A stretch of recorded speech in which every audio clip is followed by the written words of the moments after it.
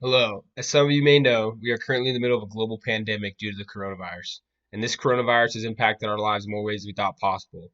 But one way it's made a really big impact is in the agricultural supply chain. So today, I'm hoping to show you guys as consumers what the impact that this will have on our lives as well as the lives of the farmers, ranchers, and producers as well. Now, full disclosure, I am not a certified supply chain analyst. I am just an AGCOM 400. But after digging in and doing some research, I really found this topic to be incredibly fascinating and just inspiring the ingenuity and the resilience that many people across the supply chain have shown. Now, if you guys first remember, when the pandemic first started, there was a lot of uh, resources and supplies going flying off the shelves. A big one was toilet paper. There was a lot of memes and fun stuff, jokes about that, but also the food and resources that were not able to be kept in stock, as well as cleaning supplies. But thankfully now as we've been almost 2 months into this, the supply chain has caught up in those immediate demands.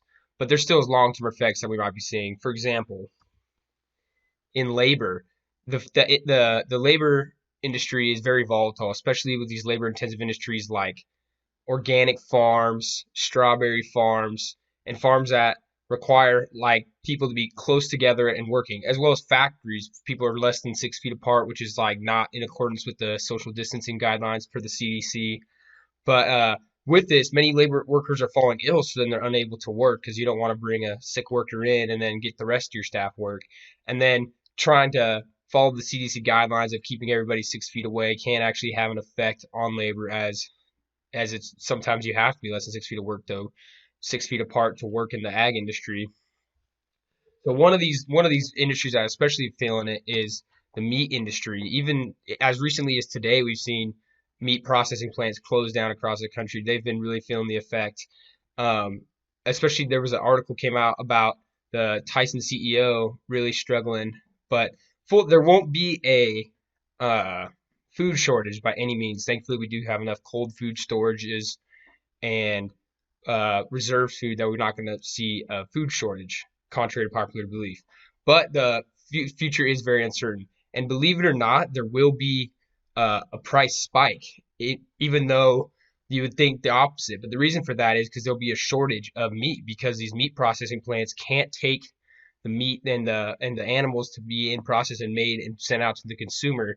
So even though these farmers and ranchers would like to capitalize on these high prices that are expected to happen in the future, they won't be able to because they won't be able to take their animals to be slaughtered and processed to be shipped out as food. So that's a big problem that we're seeing in the industry and there won't be necessarily a entire meat shortage across the country, but you are likely to see a less consumer friendly product. For example, like there's a chicken plant down in, I believe, there's a Louisiana chicken processor, Sanderson Farms, and they're just having a less consumer friendly product. For example, they're instead of giving like breasts, thighs, and wings, you're gonna get a whole chicken and have to buy that from the store. So, but even still, there will be higher prices just because there will be a shortage. Also, in the dairy industry, similar to the meat processing plant, these labor-intensive industries are having a hard time keeping up with the the supply chain because of workers being ill, as well as big buyers of dairy products. For example, schools and restaurants will be they're not in session obviously, like there's no school in session, so these elementary schools that are serving milk on a daily basis, they're not buying the dairy, so there's a huge surplus in the dairy industry right now, which will lead to lower prices contrary to the meat industry. But uh dairies unfortunately are having to pour products down the drain because they literally can't get rid of them. It's pretty sad what's going on there. And then also similar to the meat and dairy, the egg industry is very volatile right now, just because similar like there's a lot of places that would be originally buying eggs, can't buy them because they're closed, like restaurants. And then I kind of touched on it earlier, like very beginning, the transportation with the supply chain. There was originally a huge demand for truckers. They couldn't fill the shelves fast enough.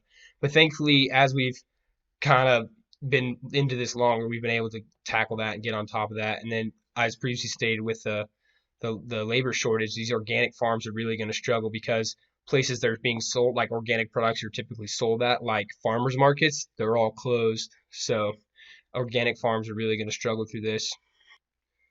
And then also the corn, ethanol, and grain prices are getting hit hard just because the demand is different now for all those products. So ultimately, for me, it was really interesting and fascinating to explore this topic and really dive into and see all that's going on with it because there are so many sources that are really providing different facets and bits of information. And the craziest thing about it is it's a problem that's still evolving today, and it's still hasn't quite been tackled. But I think it's really genius how some of the places like the chicken processing plant, where instead of shutting down, they were just changing how they were processing. And it's just really inspirational to me to see everybody come together and be resilient through these tough times.